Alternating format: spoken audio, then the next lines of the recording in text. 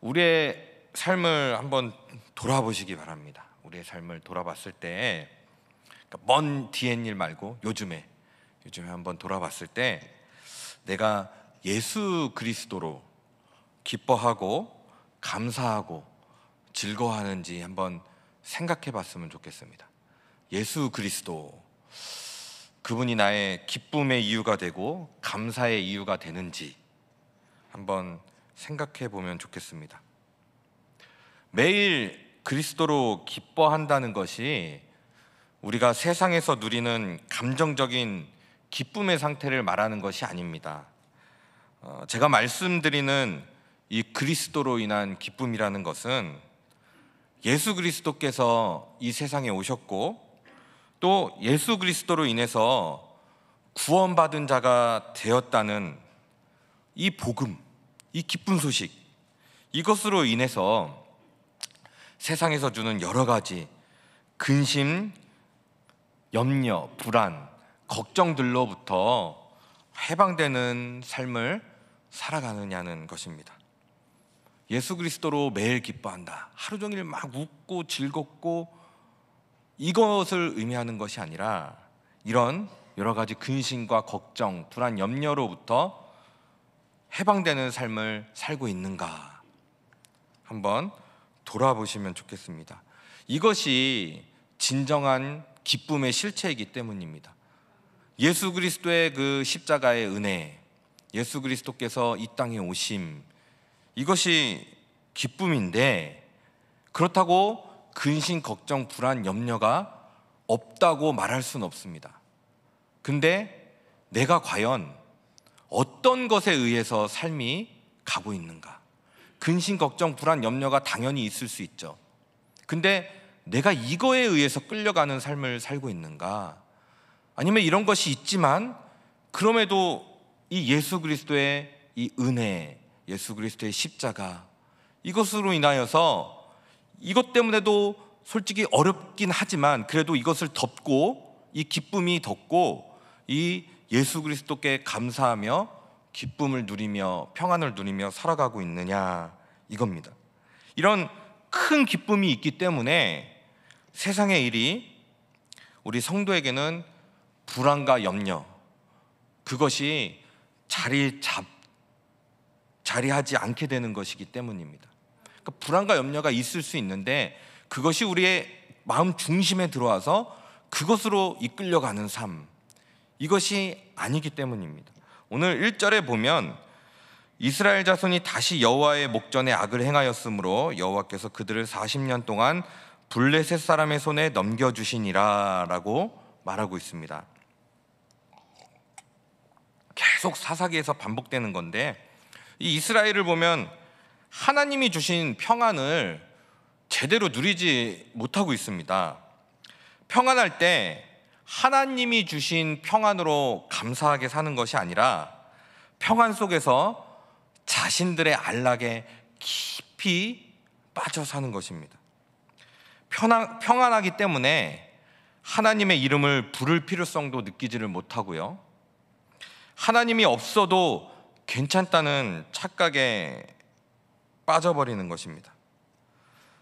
그래서 자신의 구원을 위한 신에 대해서는 마음을 두지 않고 쾌락에 도움을 주는 신에게, 그러니까 나에게 뭔가 이 세상을 살아갈 때 좀 육체적으로나 뭐 다른 이유로나 그렇게 기쁨을 주는, 영원하지 않은 기쁨이죠, 그것을 따르며 그 신에게 마음이 가게 되는 것입니다. 이것이 여호와 앞에 악이 된다. 그러니까 사사로 인하여서 이방 나라들의 압제를 물리치게 되고 평안이 임하잖아요.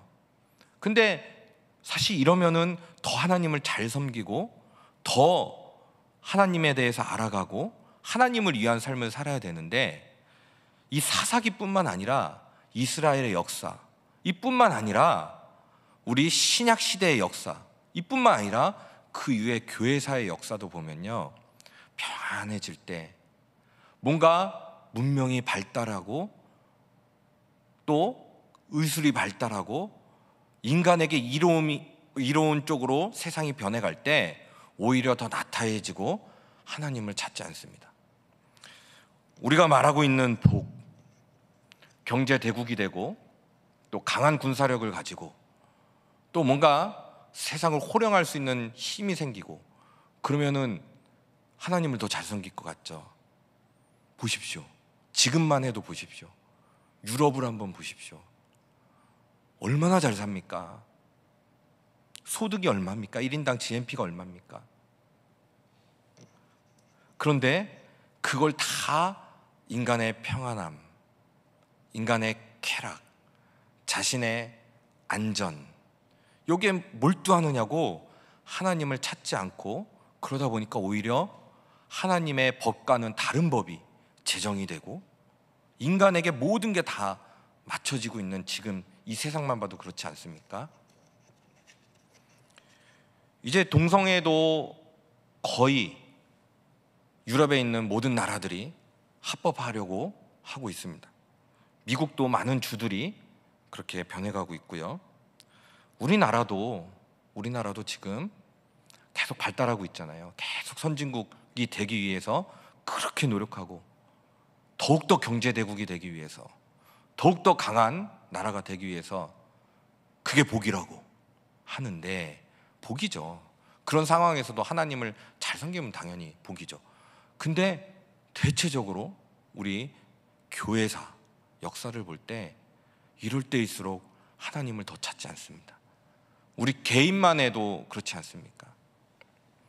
개인만 해도 평안하고 뭔가 잘 풀리고 내 뜻대로 잘 되고 이러면 더욱더 겸손해지고 더욱더 하나님 앞에 나아가고 그 모든 것들을 하나님 나라를 위하여서 사용해야 되는데 그렇지 않습니다.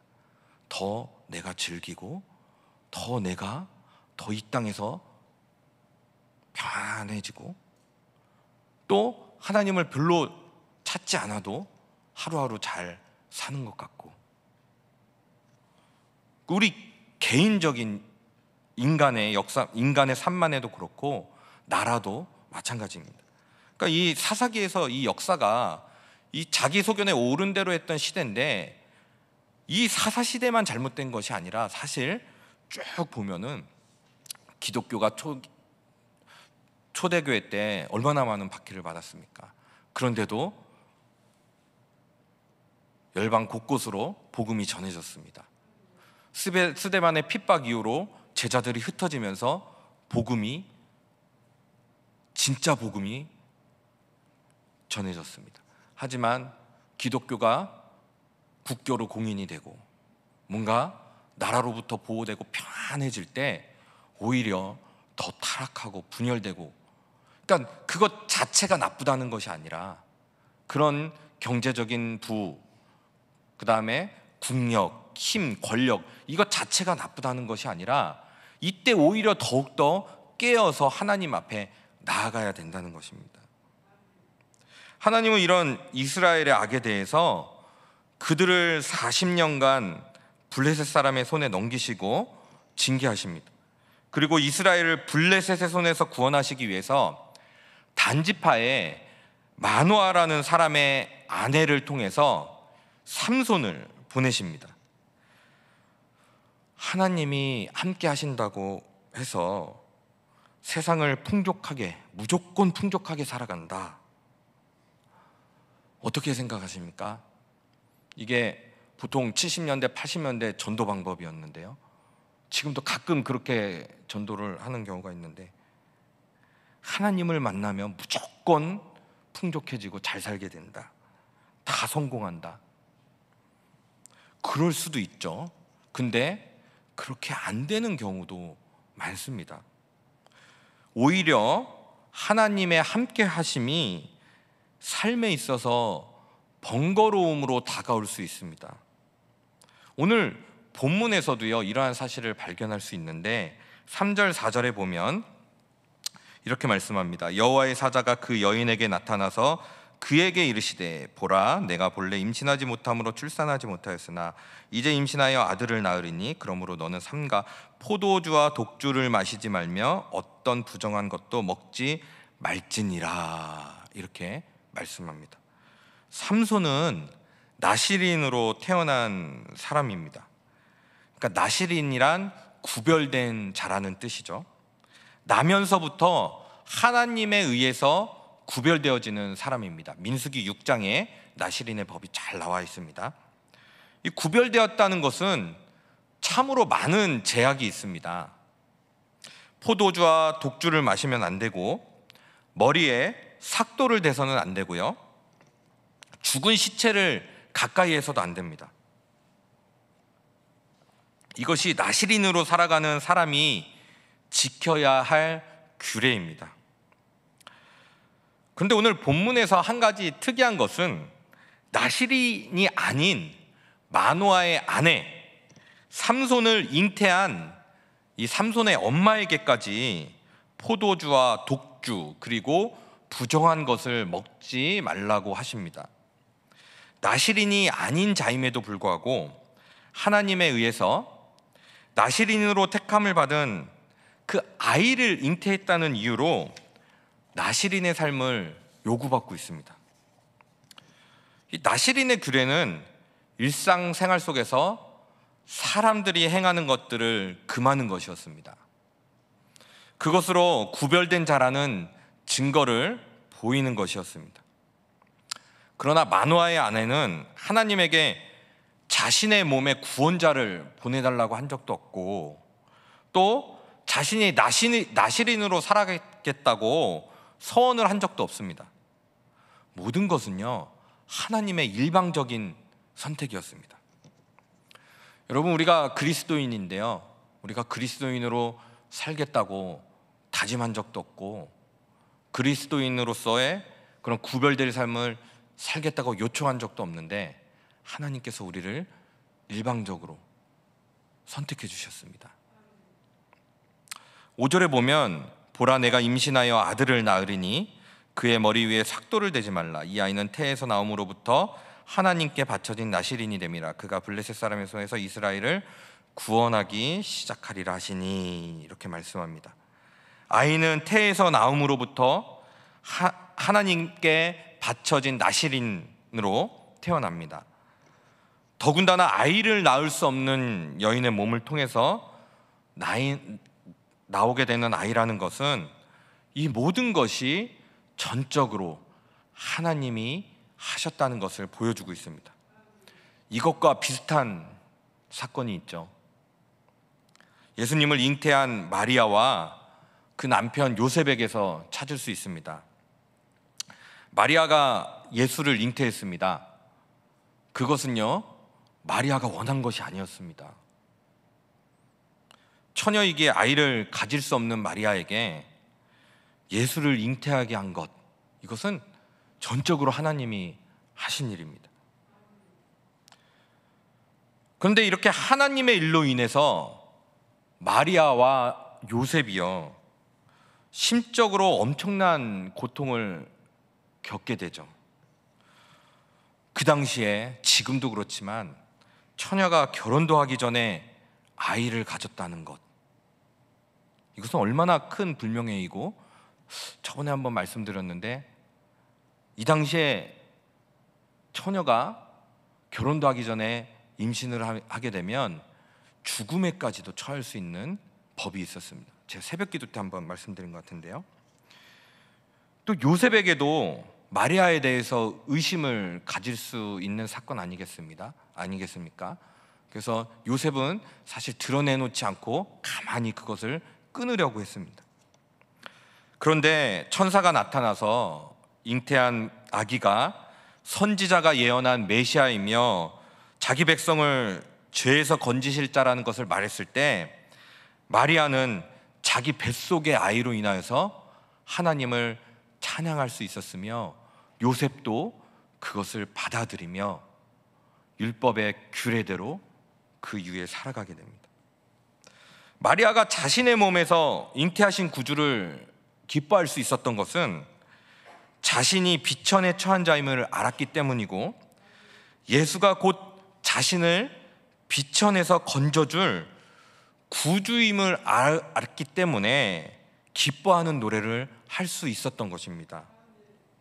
그리고 그 기쁨은 처녀가 아이를 잉태했다는 이 고통, 사람들의 시선, 고난, 이것을 돌아보지 않게 할 만큼 큰 기쁨이었습니다. 네, 아까 제가 처음 시작할 때 말씀드렸죠. 불안, 염려, 고난, 고통, 당연히 우리 삶 속에 있을 수 없는 분이 없겠죠.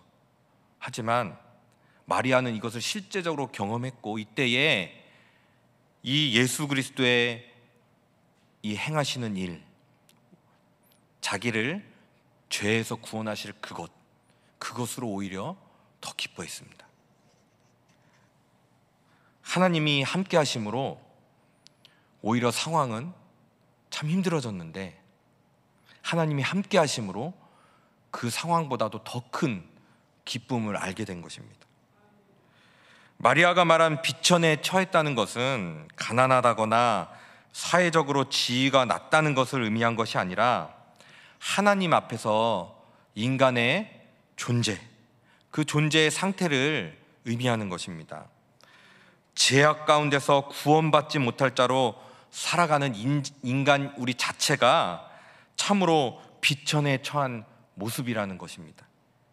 이러한 인간의 모습을 알았기 때문에 비천에서 건져낼 이 구주의 오심에 대해서 기뻐할 수 있었고, 구주가 자신과 함께한 것이 곧 복이라고 노래합니다.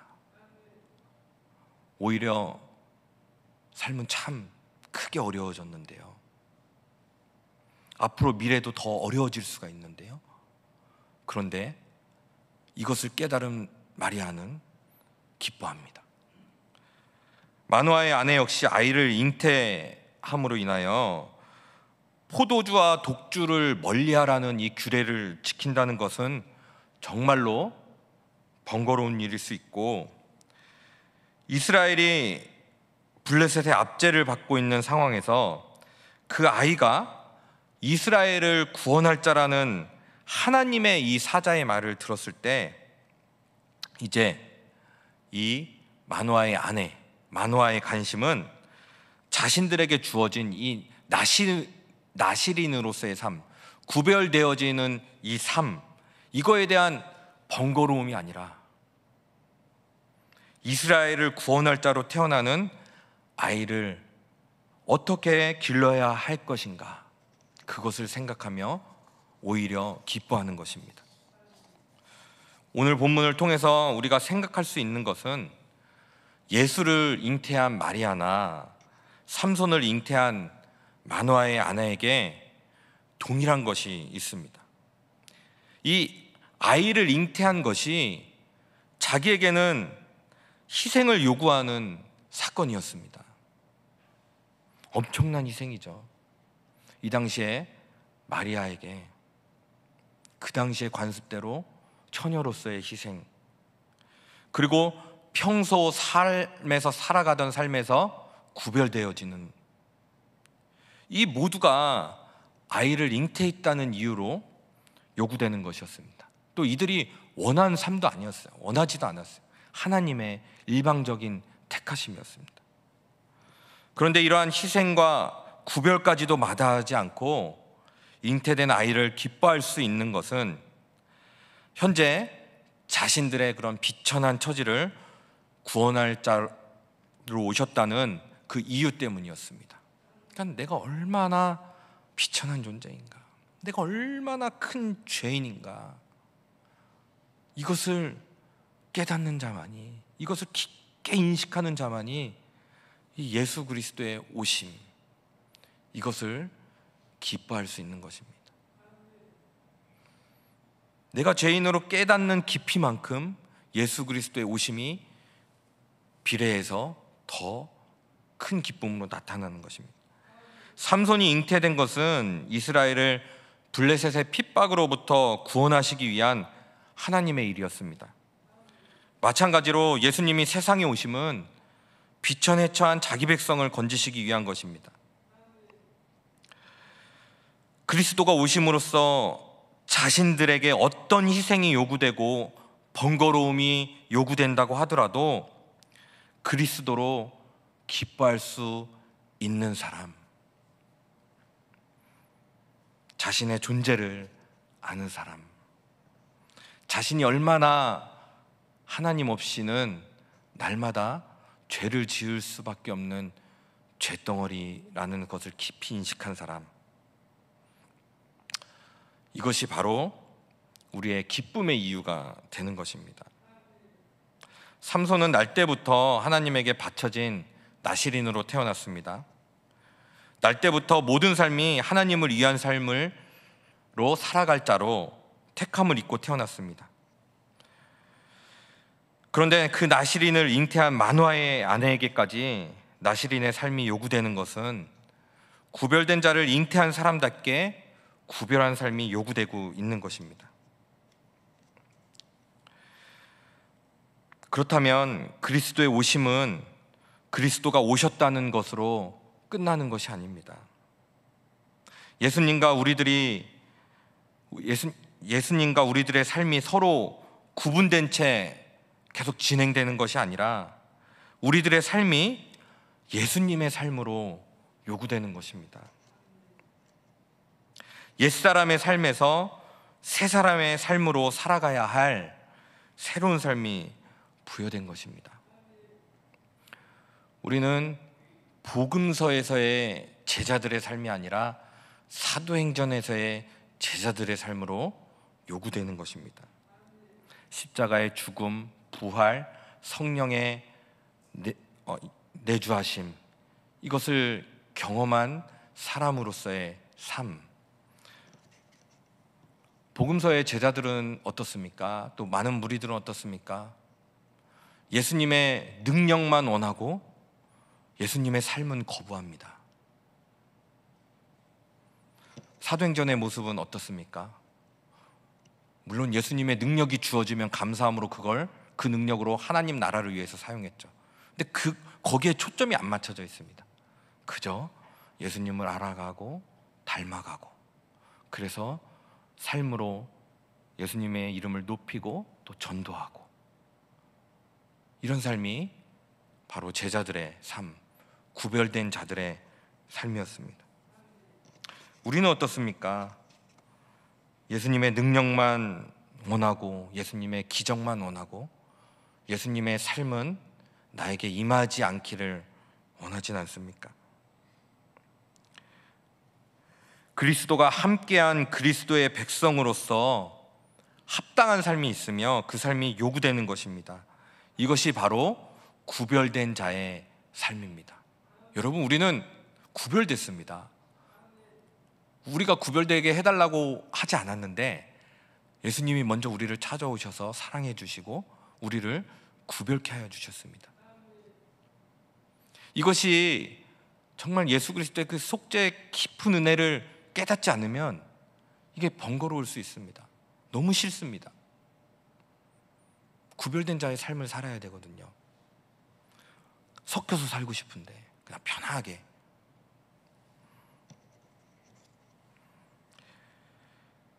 우리를 구원하기 위해서 오신 그리스도를 위해서 살아가는 것, 이것이 바로 구별된 자의 삶입니다. 분명 그리스도가 함께하는 삶이란 편안하고 많은 혜택과 도움이 있는 것이라고 말할 수 없습니다. 그리스도와 함께하는 삶을 살아갈 때 또 이러한 경우도 있을 수 있지만 이러한 경우가 없을 수도 있는 것입니다. 적어도 우리 믿음의 선진들은 그런 혜택을, 많은 사람들이 원하는 그런 삶을 누리며 살지 못했습니다. 오히려 그리스도를 믿음으로 인하여서 많은 것을 희생하고 그런 가운데서도 구별된 자로 살아갔습니다. 예수 그리스도, 그분이 오신 이유를 날마다 깊이 새기고 날마다 그 십자가에 동참하는 삶, 그것이 삶의 목적이었기 때문입니다. 적어도 자신의 편안함을 위해서 살아가는 사람들에게 그리스도인으로 산다는 것은 피하고 싶은 것일 겁니다. 내가 이 땅을 살아가는데 나의 편안함, 나의 쾌락, 그저 나만의 만족, 유익을 위해서 살아간다면 사실 그리스도인으로 살아가는 것은 정말 피하고 싶은 일일 것입니다. 그런데 자신의 비천함, 죄인된 인간으로서 자기 처지를 가슴 깊이 인식한 성도라면 그리스도의 오심은 무엇보다 반갑고 기쁜 소식입니다. 가장 큰 기쁜 소식이라고 누가복음 2장 10절 11절에 말씀하고 있죠. 예수 그리스도께서 이 땅에 오신 것이 가장 큰 기쁨의 좋은 소식, 그 모든 것을 덮을 수 있는, 과연 이 기쁨을 누리고 계십니까? 성탄절 때만 이거를 생각하고 성탄절이 지나고 나면 또 다시 이것은 나의 관심 받게 되지 않습니까? 그리스도로 인해서 세상에서 어떤 희생과 손해가 요구된다 하더라도 기쁨으로 모든 것을 받아들일 수 있을 정도로 그리스도의 오심이 그 마음을 기쁨의 마음으로 가득 채우게 될 것입니다. 사랑하는 성도님들, 예수님께서 우리의 죄를 사하시고 구원해 주시기 위해 이 땅에 오셨습니다. 아까 찬양 나오더라고요. 우리 죄 위에 죽으신 주. 그 구원을 받은 자로서 합당한 삶이 우리에게 요구됩니다. 사실은 이 시대의 나시린으로 우리를 불러주셨습니다. 그러면 그 합당한 삶은 무엇보다도 예수를 알아가고 닮아가고 오직 예수의 삶을 따라가는, 이것이 예수 그리스도의 오심을 기뻐하는 자의 삶입니다. 그럴 때 정말 행복합니다. 근데 그렇게 하기 위해서 많은 것을 희생해야 되고 포기해야 되고 그런 경우가 있기 때문에 이게 쫓아가질 않는 겁니다. 정작 그걸 포기하고 희생하고 이 길을 걸었을 때 얼마나 큰 기쁨과 평안이 있는지 다 우리는 경험해 봤을 것입니다. 놀라운 은혜, 놀라운 사랑, 정말 그 기쁨 가운데 살아가시는 저와 성도님들, 또 모든 교회들이 되기를 예수 그리스도의 이름으로 축원드립니다. 오늘 말씀을 기억하시면서